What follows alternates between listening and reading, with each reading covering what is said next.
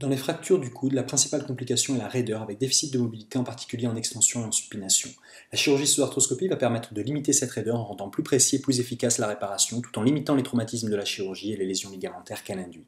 Sur ces radiographies préopératoires, on note une fracture particulièrement communitive de la tête radiale associée à une fracture de la pointe de l'apophyse coronoïde. L'intervention se déroule en ambulatoire sous anesthésie loco-régionale, le patient installé en décubitus latéral. Seules 3 incisions de 5 mm sont nécessaires. Le bilan des lésions se fait par voie optique antéromédiale. On note tout d'abord un volumineux hématome qui empêche toute vision. Celui-ci sera retiré au shaver.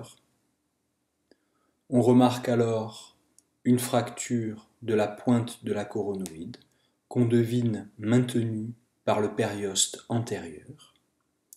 Un corps étranger articulaire libre sous forme de fragments de cartilage flotte dans l'articulation et peut être retiré au shaver.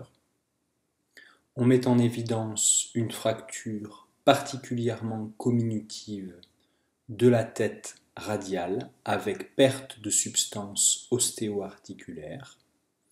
Le ligament annulaire est néanmoins intact et n'aura pas besoin d'être incisé.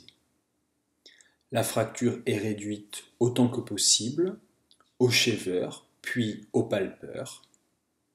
Une fois la meilleure réduction obtenue, on peut alors contrôler la tête radiale par voie postérieure.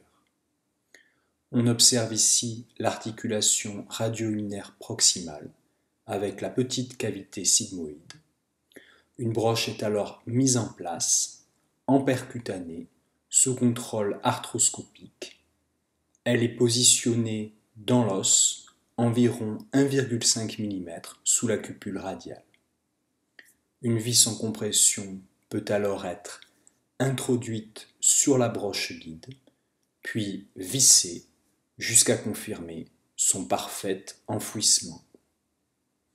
Le contrôle optique antérieur confirme la qualité et la stabilité de la réduction avec une pronosupination qui est fluide, sans accrochage.